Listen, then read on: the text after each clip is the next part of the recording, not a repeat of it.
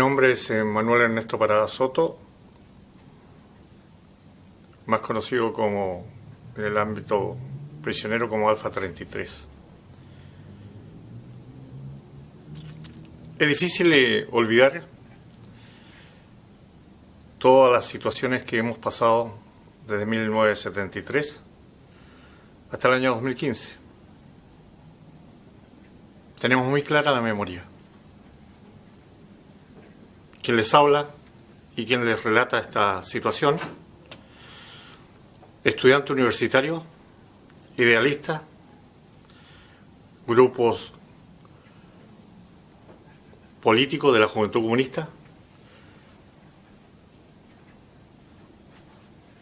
de 15 a 25 años, la gran mayoría de detenidos, por haber sido idealista, por haber creído en un gobierno donde realmente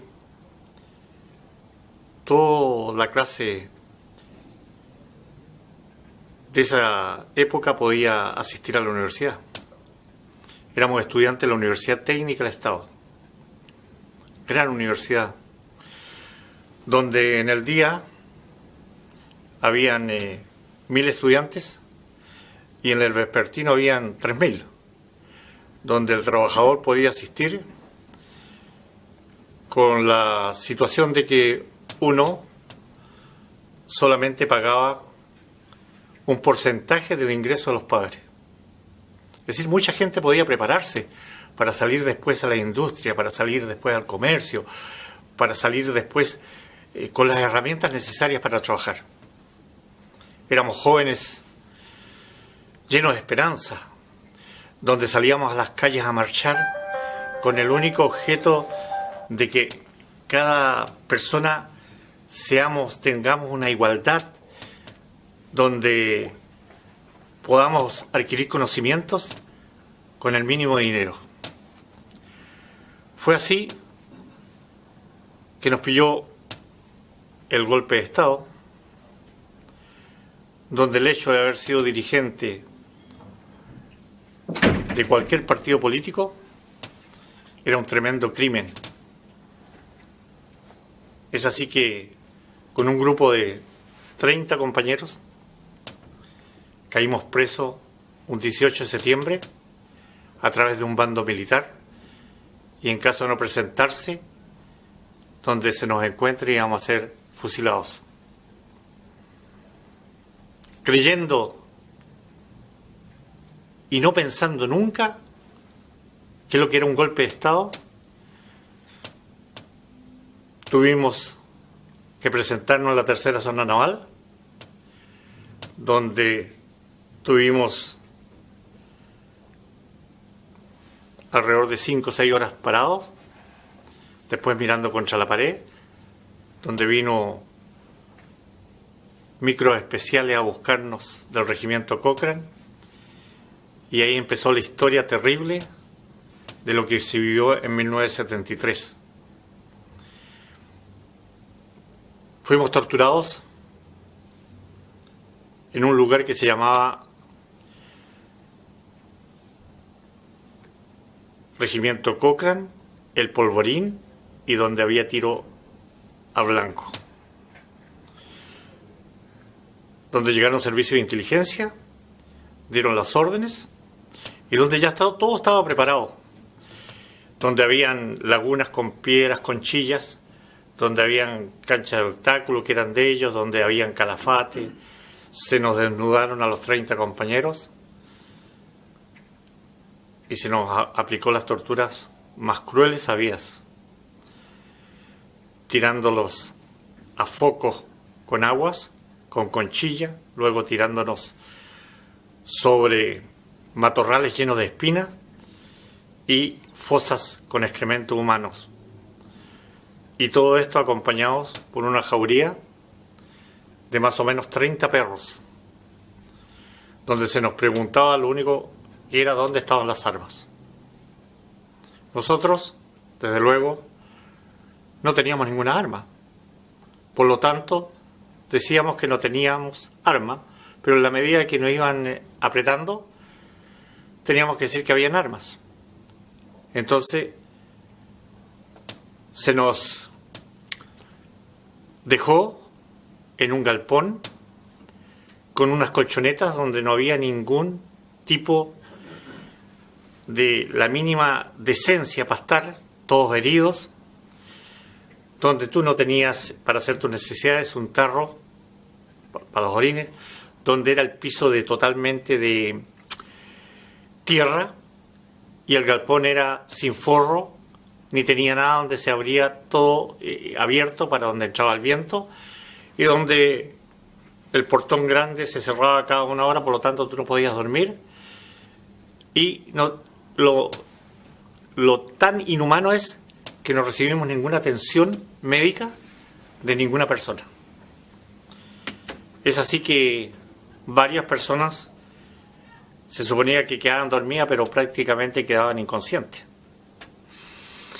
Eso lo vivimos en ese regimiento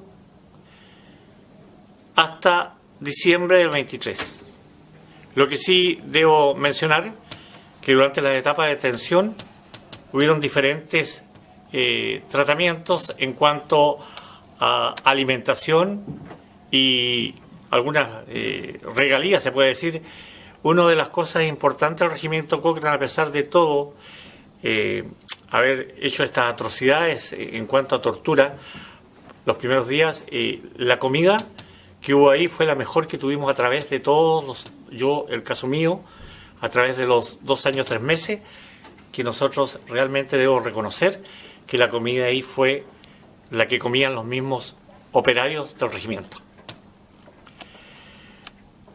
Había un capitán que se caracterizaba por ser el que gozaba con estos tratamientos de tortura, que era el famoso capitán Parra.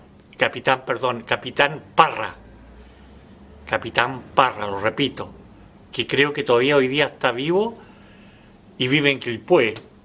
Y yo creo que si alguna vez ve este relato, si tiene conciencia, tendría que pedir perdón y disculpa a todas las atrocidades que él hizo en este regimiento. Capitán de corbeta, capitán que salió de la tropa, capitán de mar, le llaman a ellos, que no son ni de arriba ni de abajo, pero él era un torturador de primera clase. Debo decir que también cuando estuvo en este regimiento, se caracterizaron también por llevarnos a los centros de tortura, donde destacó un famoso militar de apellido Enríquez, que fue denominado el famoso cochero de la muerte, donde usted lo llevaban en un vehículo, lo llevaban de 15, 20 personas, uno arriba de otro, y donde lo único que le decía durante el viaje, que nosotros íbamos a ser hombre muerto, que íbamos a ser fusilados, y cuando nos llegaba alguna correspondencia o nos llevaba alguna caja de mercadería, las tiraba, las rompía. Es decir, fue denominado como el caso del cochero de la muerte. Eso fue lo que sucedió en el regimiento Cochrane, y de allí el grupo de personas que nunca supimos realmente dónde íbamos. Algunos pensaban que quedaban libres, todo. Fuimos trasladados a la isla Dawson un día 23 de diciembre de 1973.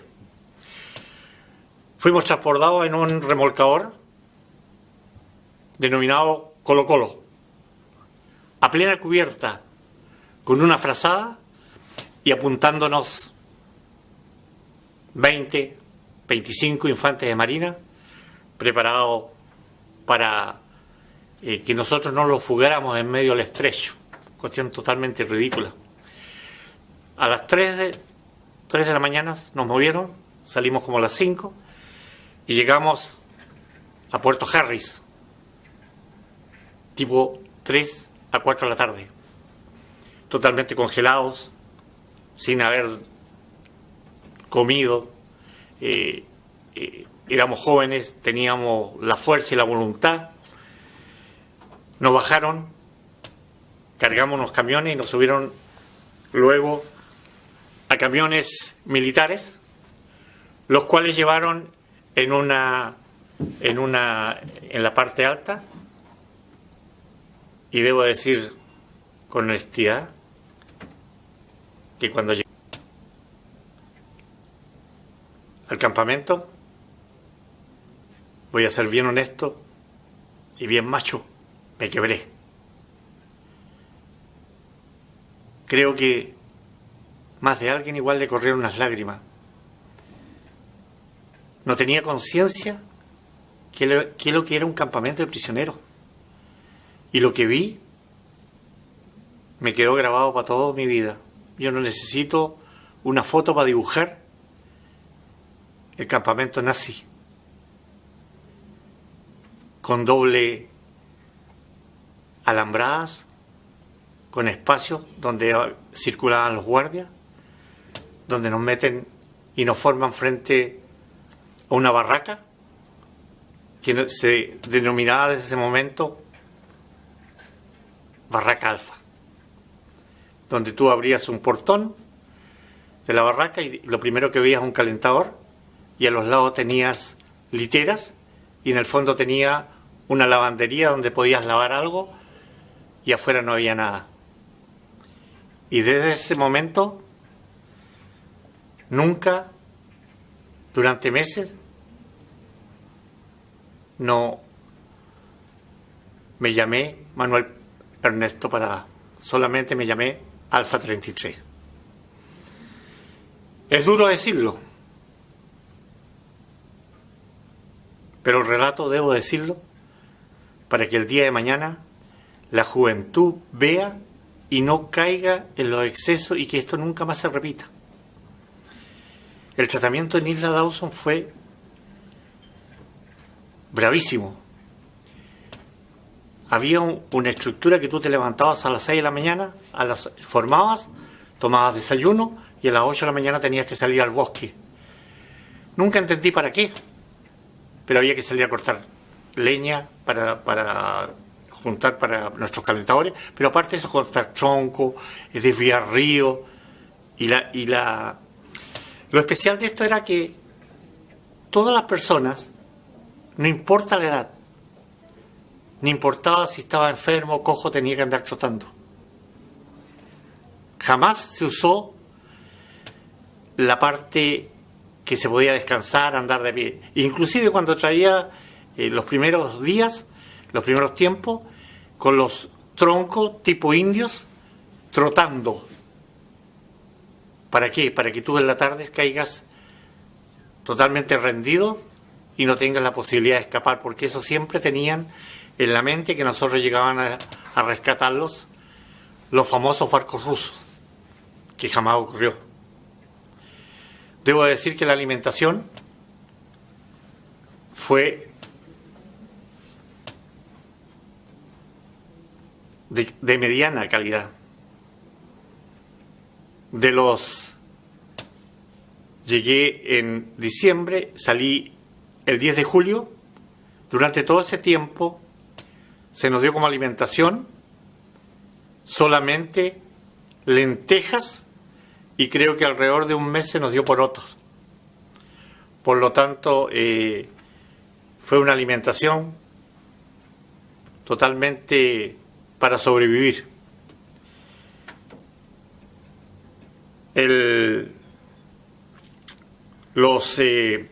Debo decir claro que en esa parte no hubo tortura, pero hubo una tortura psicológica, que no deja de ser verdadero, donde todas las noches habían generalmente ejercicios, donde habían tiros, donde se nos sacaba a formar, donde a veces en forma voluntaria o en forma involuntaria te hacían formar, donde te hacían formar a las 9 de la mañana y tú caías tipo 3, 4 de la tarde desmayado, porque no podías estar más de pies. Todos estos relatos creo que es un deber dejarlo grabado, ¿eh? Porque después se va a decir el día de mañana, cuando nosotros ya no estemos en esta tierra, que todo lo que se comenta o se dice es mentira. Voy a resumir un poquito para dejarle la oportunidad a otro compañero que también relate. El 10 de julio salí de la isla Dawson en un avión donde fui llevado a Lafarge, donde hubo un campamento en el Estadio Fiscal, donde creo que las palabras quedan cortas para decir el tipo de atrocidades que se hicieron ahí, donde habíamos 15, 16 en un camarín, donde teníamos que dormir prácticamente atravesados, donde se nos sacaba cada rato todo tapiado con unas piezas oscuras, donde se nos sacaba afuera a simplemente hacer picaderos, tortura, y aparte de eso a sacar champas y todo para tenernos ocupados. Y debo de ser claro, ahí estaba la Fuerza Aérea, donde hubo un grupo que debe saberse, y eso no olvidarse jamás. Un grupo, se le denominaba el Grupo Tigre, el más cruel de todos, donde el alimento que nos daban era una olla que nos llevaban todos los días con todo lo que ellos no habían comido en los casinos y les sobraba. Yo creo que un perro en una casa tiene mejor alimento de que lo daban a nosotros. Lamentablemente teníamos que comer eso, porque si no, simplemente nosotros no podríamos haber sobrevivido.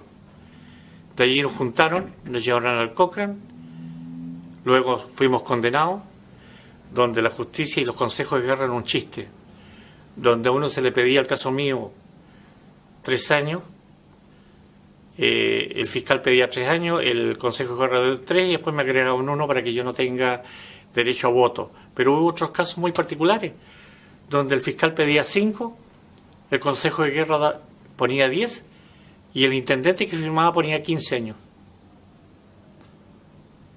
Entonces, no había relación. Llegamos, fuimos condenados y fuimos ingresados a la cárcel pública de Punta Arenas un día 9 de enero de 1975,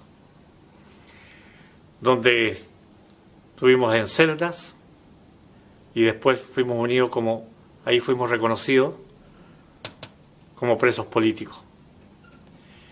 Salí en julio de 1975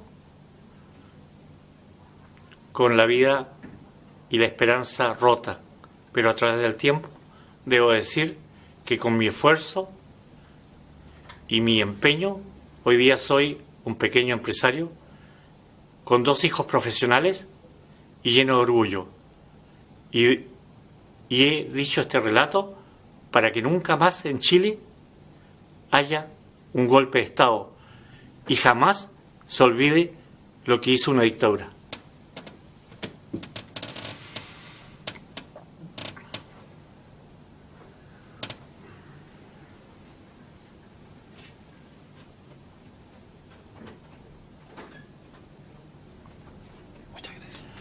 Pido disculpas si